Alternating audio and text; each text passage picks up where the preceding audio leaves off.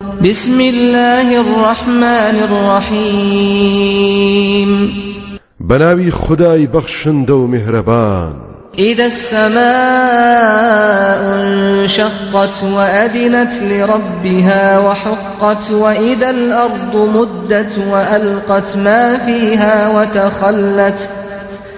كاتيك ديت آسمان لتو پد دبيت گوێڕایەڵی فەرمانی پەروەردگاری دەبێت حەق وایە و پێویستە لەسەری ئاوا فەرمان بەردار بێت هەروەها کاتێک دێت زەویش پان و بەرین دەبێتەوە تا جێگەی هەمووانی لەسەر ببێتەوە کە ئەمە ئاماژەیە بۆ تەخەتبوونی هەرچی لە ناویدا هەیە فڕی دەداتە سەر و کاری و خۆی خاڵی دەکات وأذنت لربها وحقت گوێڕایەڵی فەرمانی پەروەردگاری دەبێت حەق وایە و پێویستە لەسەری ئاوا فەرمان بەردار بێت يا أيها الإنسان إنك كادح إلى ربك كدحا فملاقيه أي إنسان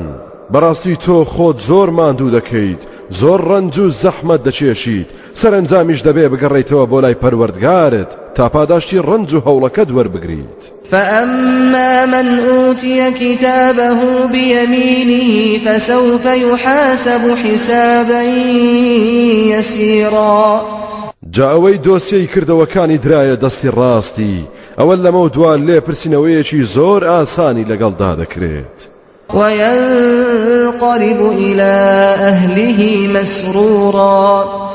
بەدڵی خۆش و ڕووی خۆشەوە دەگەڕێتەوە بۆ ناو کەسوکاری چاک و خوداناسی بۆ ناو ئیمانداران سەرڕای حۆری و غلمان و ولدان وأما من أوتي كتابه وراء ظهره فسوف يدعو ثبورا ويصلى سعيرا إنه كان في أهله مسرورا بەڵام ئەوەی دۆسیەی کردەوەکانی لە پشتیەوە درایە دەستی ئەوە لە مەولا هاوار و دادی لێبەرز دەبێتەوە و دەڵێت خدایە مەرگ خدایە بمکوژە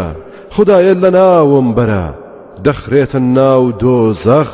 چونکە بەڕاستی و جۆرە کەسە کاتی خۆی لە ناو ماڵ و خێزانیدا بە کەیف و ئاهەنگی ناشەرعی بە بەرپاکردنی سفرە و خوانی حرام دڵی خۆش بوو مەستی ڕابواردنی حرام بوو إنه ظن أن لن يحور بڕوای وابوو کە هەرگیز زیندوو بوونەوە و گەڕانەوە و لێپرسینەوە نییە بلى إن ربه كان به بصيرا نەخێر بەگومانی ئەو نەبوو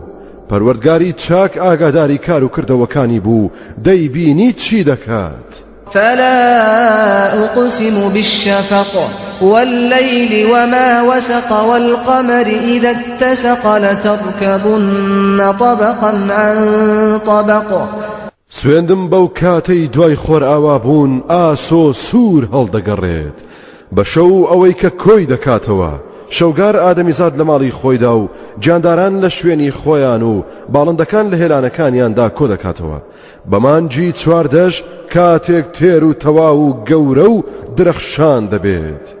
ئێوە تێدەپەڕن و گۆڕانکاری و حاڵاتی زۆرتان بەسەردا دێت بۆ نمونە لە منداڵی بۆ لاوی بۆ پیری بۆ مەرگ بۆ بەرزەخ بۆ قیامەت لەوە دواش بۆ بەهەشت یا دۆزەخ یاخود لە ساغی بۆ نەخۆشی یا بپێچەوانەوە لە هەژاری بۆ دەوڵەمەندی یا بپێچەوانەوە لە قیامەتیشدا لە بەهەشتدا ئیمانداران بەردەوام بەرەو تەواوتر و چاکتر دەبرێن فما لهم لا يؤمنون وإذا قرئ عليهم القرآن لا يسجدون کەواتە ئەو خودانە ناسانە چیانە و بۆچی ئیمان ناهێنن کاتێک قورئانیش بەسەریاندا دەخوێندرێتەوە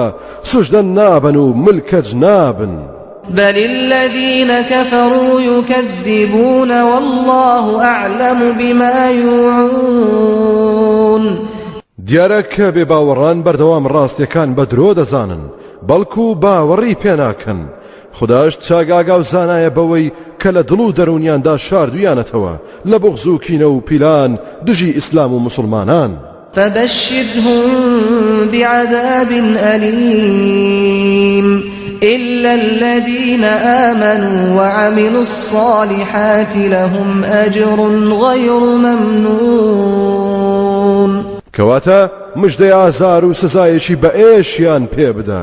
جگەل لەوانەی کە ئیمان و باوەڕیان هێناوە و کار و کردەوەی چاچیان ئەنجام داوە پاداشتی نەبراوە و بێمنەت